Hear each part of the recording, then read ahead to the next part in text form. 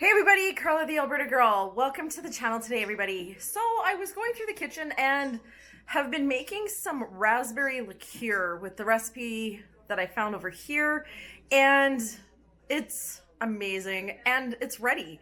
It's been leaching in Everclear for about 3 weeks now, I'm thinking, and this is what it looks like. So this is what it looks like, and I know I meant to... And I actually meant to shoot a video with it, but I wasn't sure if it was going to work, if it looked... But you can actually see it's like blanched out now, and even rolling it, you can see all the juice and the Everclear mixed up. So the first step that we're going to do right now is we're just going to strain it.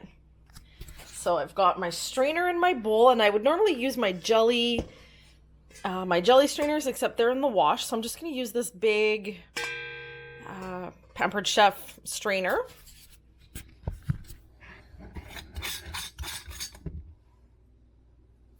Oops.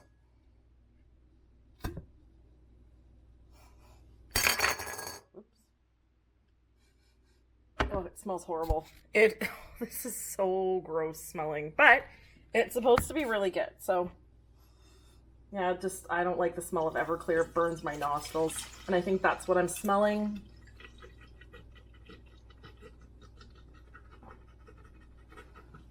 There we go. And I'm just going to put in about a quarter cup. I don't even think I'm going to need that much. 2 tablespoons of water to just get the last of this out.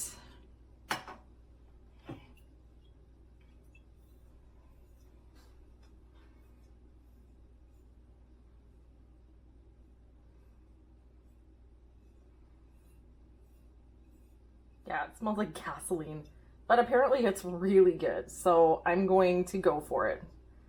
So there's that. This is just going to dishwasher. And I'm just going to use a spatula. Just going to use a spatula to spread it out a little bit, just like this.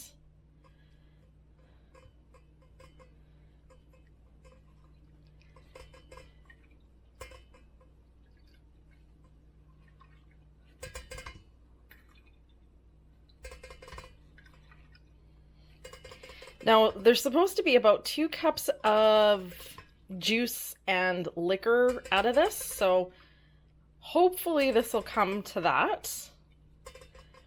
It should be just a little bit more, because I did use just a pinch more Everclear.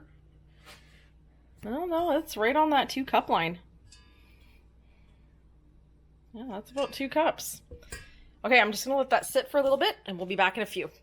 Alrighty, everyone, we are back. And this is the infusion I got kind of tied up and forgot to tape, but just used a jelly strainer and filtered it out like I showed you earlier. And then I just strained it into my 4-cup measuring cup, and it's just 3 cups. You can just see it. It's just over the 3. Honestly, it's 3 cups. We're not even going to stress about it.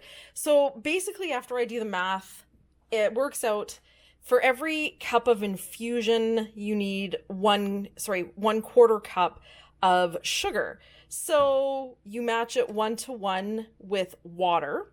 So 3 cups of rhubarb infusion and 3 cups of water, and 3/4 of a cup of sugar are in here. And we're just going to bring this to a boil.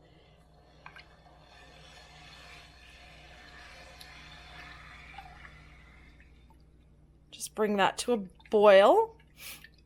And so what we're going to do is, once this is at a rapid boil, we're going to let it boil for 2 minutes. And then we're going to let it cool. And once it's cool, we'll add the rhubarb infusion into it. And then it'll be ready for bottling. Okay, we'll be back in a few. Okay, this is boiled for 2 minutes. So we'll just turn off the stove. We'll move it off to the side. and we will let it cool for probably an hour or so. Put the lid on, make sure it doesn't lose too much water. So I've got my rhubarb infusion here. It's still pretty warm, but you get the idea. It's been cooling for a couple of hours now. And I've gone ahead and I did 1 tablespoon in my little container here. 1 tablespoon of the infusion, 1 tablespoon of the sugar water, and it actually tasted surprisingly good. So I'm gonna go ahead and just add like so. There we go. And I'm gonna give it a stir. Now there's a little bit of residue, like a little bit of, I don't know what you want to call it, like sediment. I'm not gonna worry about that. Just give this a stir. And then I'm just gonna let it continue to cool down for the rest of the evening. And tomorrow I will bottle it up.